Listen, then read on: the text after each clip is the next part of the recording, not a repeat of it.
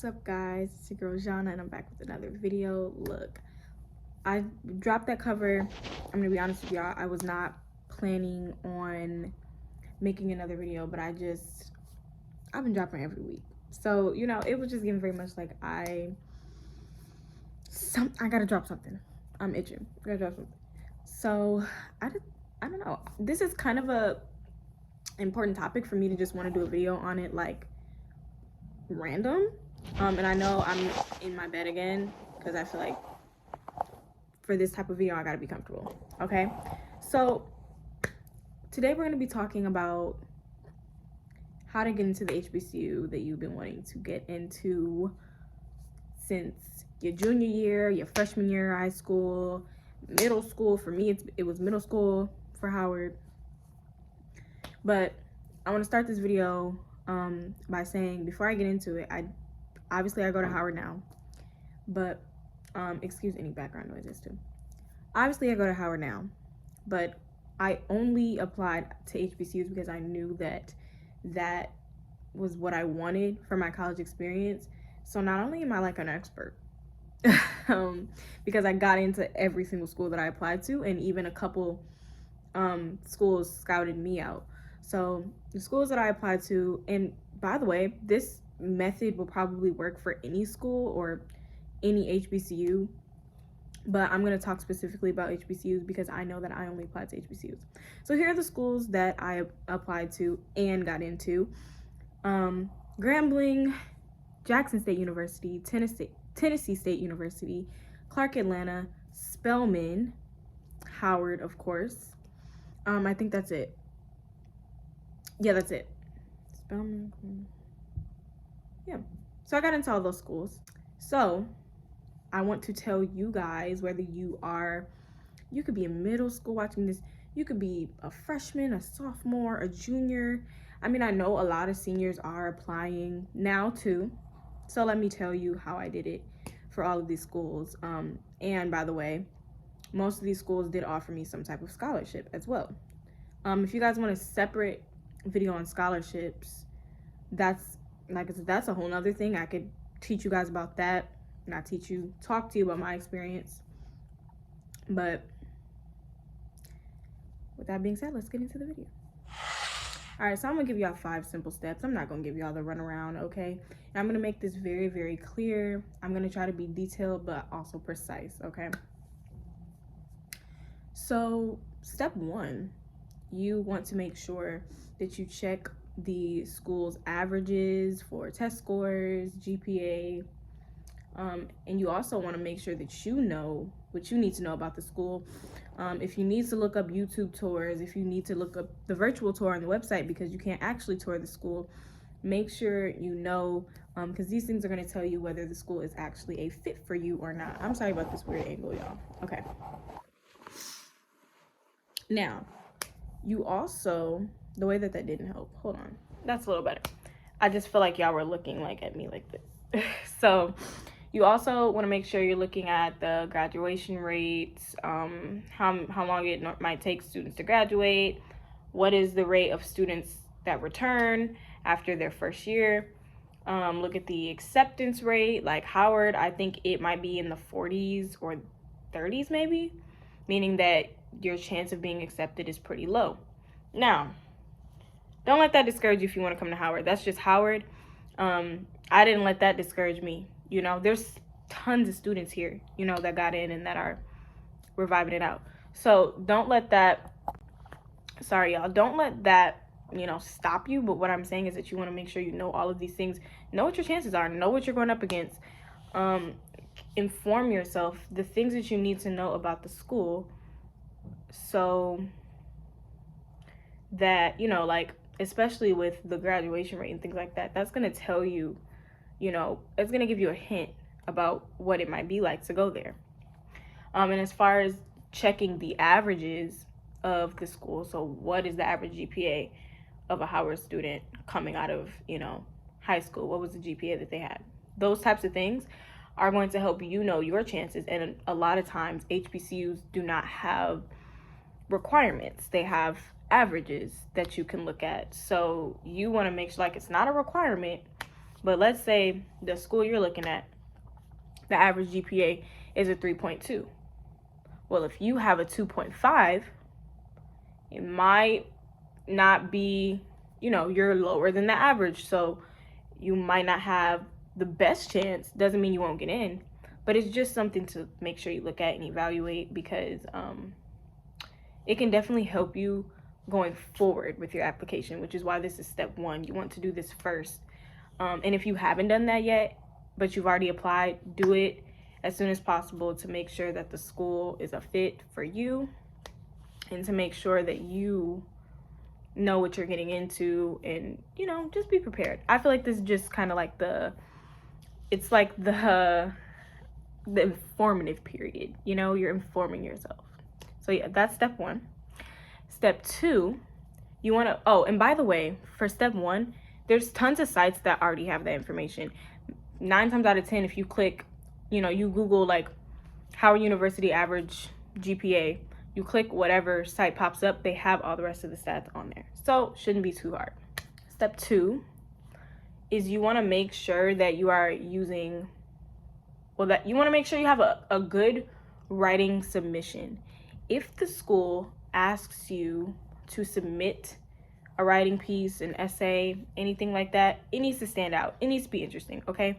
If the prompt is something that's really basic, you're just gonna have to knock it out the park, okay? Now let me preface by saying this, and I'm not gonna assume that everybody knows everything. So when you are applying for colleges, you need to use one of two things, or both, because I use both. The Common App, or the Black College, or Black College Common App. I think I got that wrong. It might be, it's the Common Black College App or something like that. Okay, the reason why you want to use those, and I'm going to explain what those are. Common App is mostly talked about in your high schools, in your classes once you get to your junior and senior year, because it's how most colleges will have you apply for college now. It's a way that you can put all your information in once and submit it, and do like for example, I applied to different schools, but Howard had me do a writing piece just for Howard, just for the School of Communications, and we'll get to that in a minute. So you will have to do little pieces here and there, but my general information and my main essay went to different schools under one application. The Black College Common App allows you to do the same thing, but you guessed it, it's only HBCUs. Now, there's not, like, every HBCU isn't on there, which is why you might need to use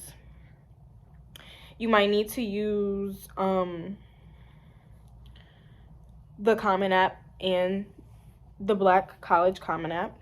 I needed to use both, so no worries. It's not a big deal. Just make sure that the school, like, whatever schools you want to apply to, if it's not on one, use the other. And if you need to use both because you're wanting to apply to schools that are on both, use both. They're very easy to use. They're very user friendly. You just make an account, you start putting your information in, and you I know that for the Black College Common App, you'll start to see as the schools download your information, look at your information. And for the Common App, it's a little bit different, but they both work very well. Excuse me, fixing my hair. They both work very well. And they're both worth using. Like I said, because,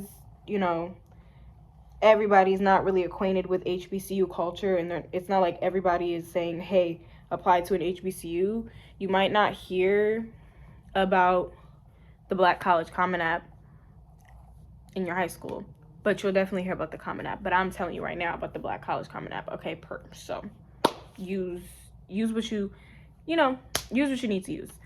Now, to my point about the writing submission, you want to make sure that it stands out. Now, I'm going to be frank, because this is what I've been told. This is what I was told when I was a senior in high school, okay? When these people are reading your submissions, your essays, your writing submissions, whatever, they're not let me put it like this. They're skimming through. You have to put something in it.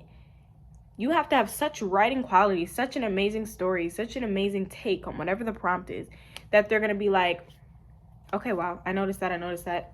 Bam. You know, they're not sitting there taking 30 minutes, probably not even 15, to look at your essay.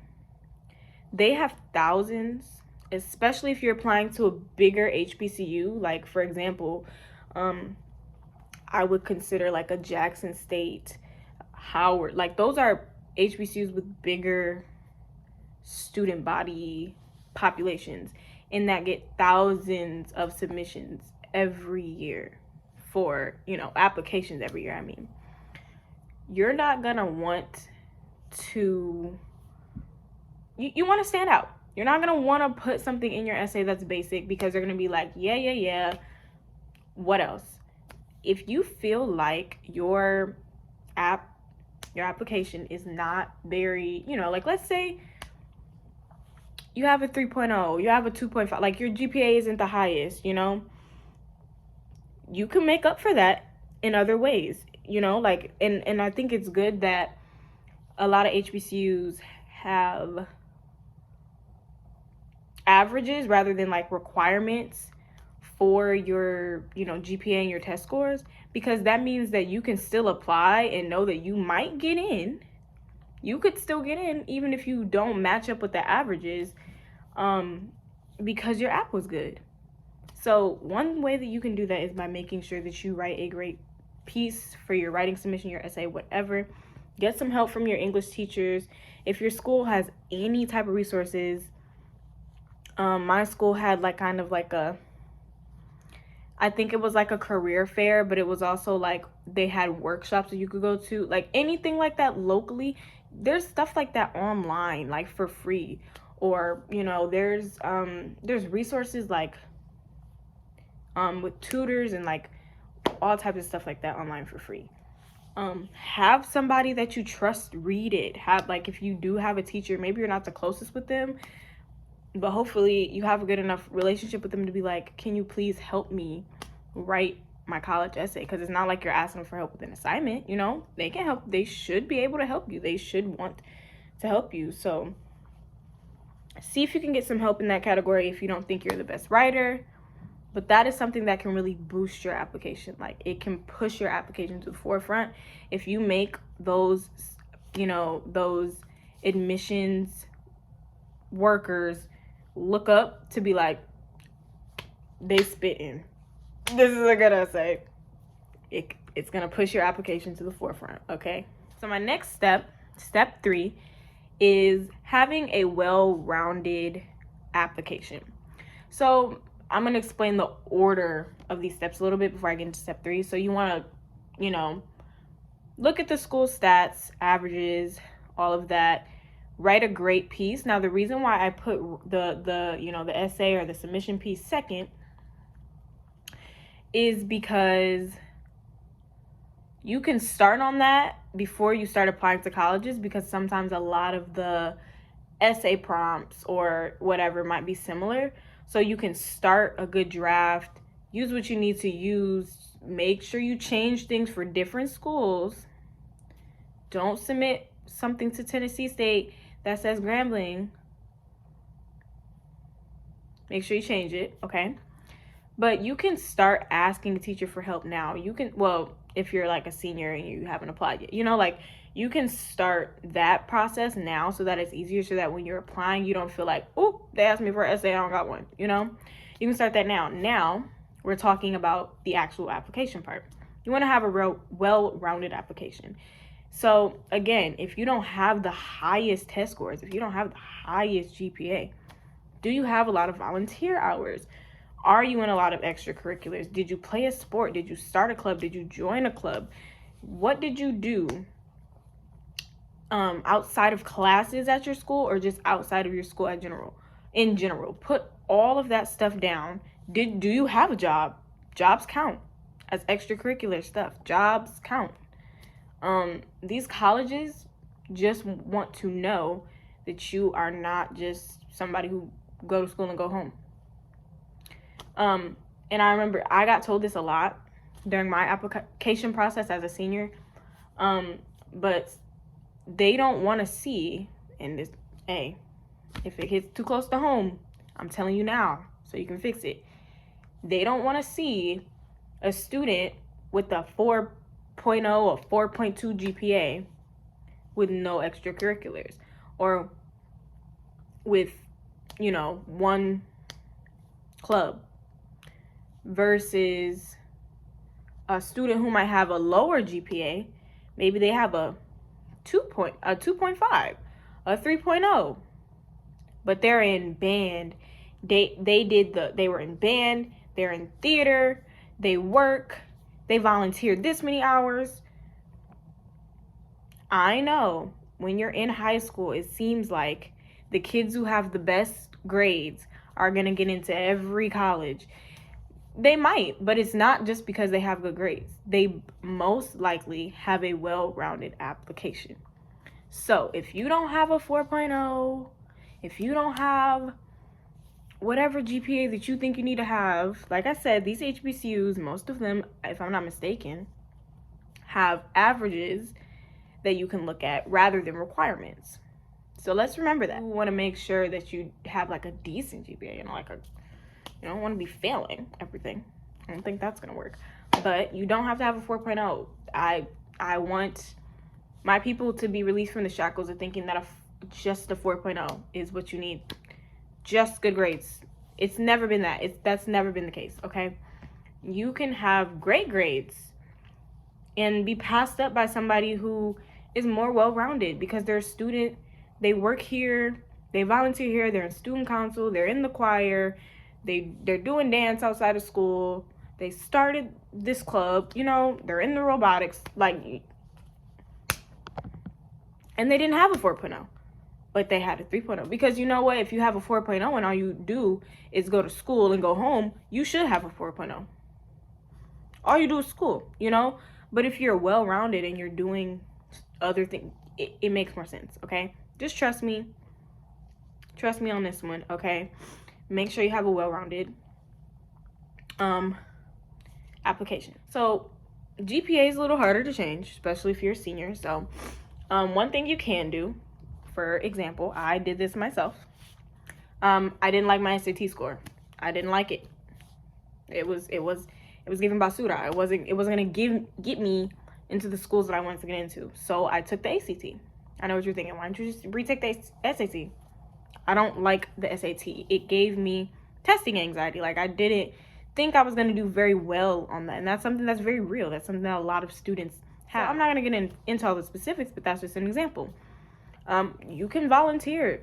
All those hours your granny make you help at church, yeah, that counts for volunteering, okay? All the times that you stay after school and help your teacher with XYZ, you ain't getting paid, that's volunteering, okay? That's how you get so many volunteer hours. I think somebody asked me that before, and it's like, a lot of times, if you are in a lot of extracurriculars, I helped work this event for, the robotics team. We did this. That's considered volunteering, okay? I'm not telling you to lie about your volunteering hours, but I think sometimes as high school students, even college students now, but we're talking about high school, you do a lot of things that you don't realize are volunteering. Like, when I was in choir, we had to help run one of the festivals, one of the vocal competitions. That's volunteering. That's an hour right there. There you go. Just gave y'all the cheat code. Thank me when you get in. Remember me when you get in. And if you get into Howard, hey, we're gonna be on campus. Extracurriculars, like I said, senior year, it might be a little too late, but I feel like depending on the school, you could always kind of join a club at my school. So just join something. Don't do it ingenuinely. Like, join something that you think you'd be interested in. Don't just be like, I'm here because I need it for my, my college app. So, like, that might be what's in your head, but like, be genuine, okay? Don't be mean to the org leaders. Don't do that. To the club leaders, don't do that. So step 4, you want to have amazing letters of recommendation, okay? I think most of my most of the schools I apply to, actually, like I said, I use Common App. So I think they just have you submit 2 on there. Y'all can correct me if I'm wrong. No, actually, I think it was 3. 2 or 3. Either way, get some letters of recommendation. Now, honestly, if we're talking about the timing of things, you could actually start this step with step 2. Ask your teachers, your counselors, your mentors, your coaches. I don't know if if coaches can do that. I think they can. I didn't play sports. Whoever, I asked a mentor and then 2 teachers. And to this day, they got, they did what they needed to do. They understood the assignment, okay? Make sure these are people that you have good relationships with, because if you was talking in their class, you don't want them writing your letter, okay? If you were always late, you don't want them writing your letter, okay? Pick people that you actually have genuine relationships with.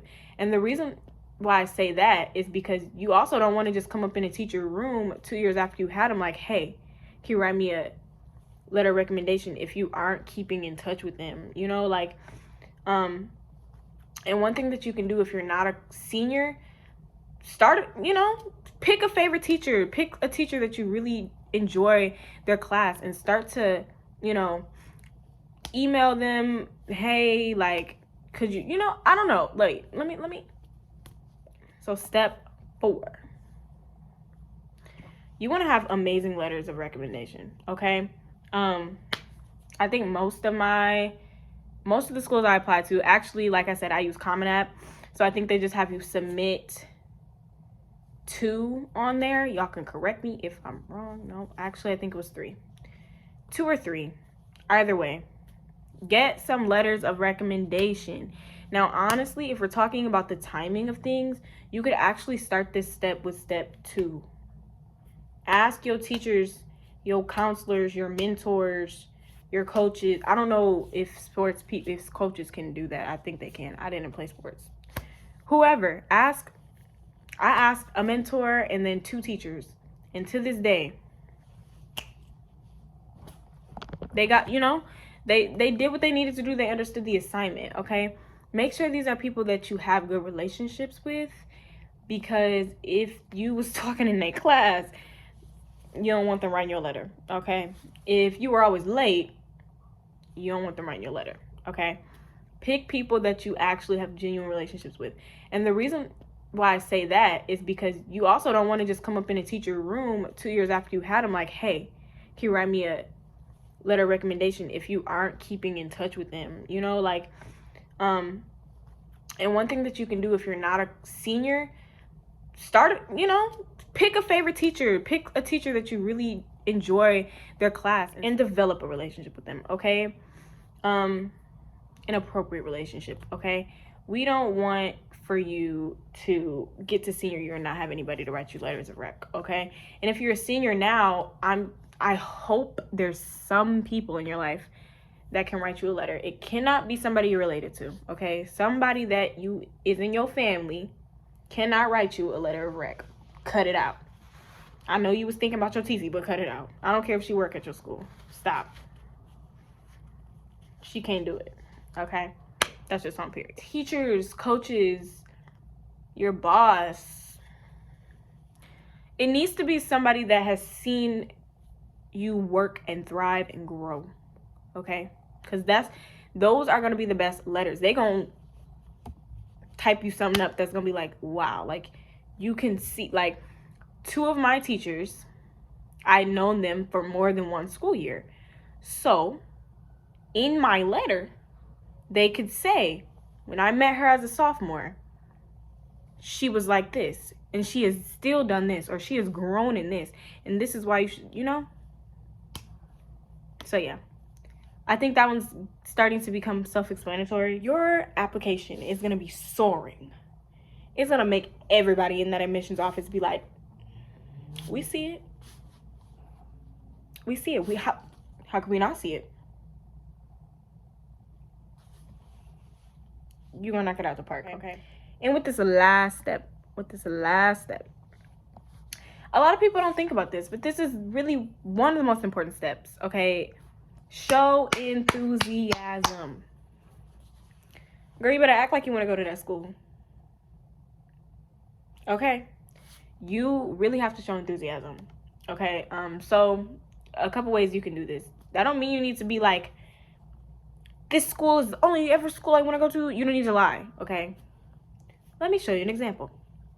Or tell you, rather than show you. So, I mentioned how Howard had me do a separate writing piece just for the Kathy Hughes School of Communications, okay? Because I'm a journalism major. I'm in the School of Communications. And that was more so kind of to be accepted into the School of Communications. I looked up some alum from the Howard University School of Communications. I mentioned them in my writing piece. I said, I would love to be among these people and these people who have come from this great, this great program. I really want to be here. I didn't actually say I really want to be here. And I'm paraphrasing. I obviously didn't use this language. But act like you know something about that school. Have some prior knowledge of what it is that you want to do. I had a plan, okay? When I was typing out my little response so I could be accepted into the School of Communications, I said what it is that I want to do. And I said I would like to study journalism, and I've seen XYZ people come out of this school, and I think for me this would be an amazing opportunity because XYZ. Like, show some enthusiasm. Don't just be like, yeah, like I want to go to Jackson State because that's where my friends is going. So no, like, girl, look, what do you know about Jackson State? What qualities? What are the, like, our statement, our motto here at Howard is in truth and service. You know what would be great? If they ask you a question where you could slam that in, there you go. Like, what is it at Jackson State? What is the motto at Graham? Like, all these different HBCUs have qualities, have things like that. You can look on the website, and in the essay or the question that they're asking you, throw it in. Talk about what morality means to you. You better talk about what service means to you. Scholarship. You better talk about what scholarship means to you. Bring that up. Now, I'm not saying divert from the prompt. This is where we circle back to step 2. Because then you can say, when whoever reads over your essay, whoever might be helping you, or even if you don't have help, see if you can put little tidbits like that in there. I'm not saying write a whole paragraph about the motto or the mission statement, okay? And I don't mean like, you don't need to say like, oh, I really want to be on a dance. Like, no. Keep it relevant to the school, but be enthusiastic, okay? If they ask you, why do you want to be accepted into the School of Business? What would it mean to you? Whatever the question may be, show some enthusiasm. Google it. Do your research. That's all I'm saying. Because it's right here, like, everything is right at our fingertips. So there's no reason for you to not know what you should know about these schools, especially since you claim you want to go there. So yeah, those are my 5 steps. If you have any questions, feel free to put them in the comments because I'm gonna answer them. But I truly believe that these 5 steps are everything that you need. And of course, like I said, there's sub steps to every step, but the 5 main steps are gonna definitely help you with your application process. And I wish all of you the best if you're a senior applying. And these steps, by the way, work for early decision or regular decision. They work. So it just depends on when you're seeing this video. Because I applied to Howard regular decision, so here I am. I'm here now, I didn't do it all the way in August or September or November. I didn't. I applied regular decision to Howard. So this works for early decision or regular decision. If you are still an underclassman and you're watching this, take these steps. write them down, come back to this video, do what you need to do. But if you're a junior or senior, it's your season. And I hope that these tips help you get into the school that you want to get into. Because I believe in you and you can do it with my help. I know you're going to go far. I know you're going to knock about the park. But yeah, that's it for this video. Make sure you guys like, comment, and subscribe. Click the notification bell. Because if you don't, you're not going to get any alerts about when I post new content. And otherwise, why are you here? Yeah, I'm talking to you. Click the bell. Thank you. And make sure you follow me on Instagram. Check all the links in the description if you into free discounts. I got you.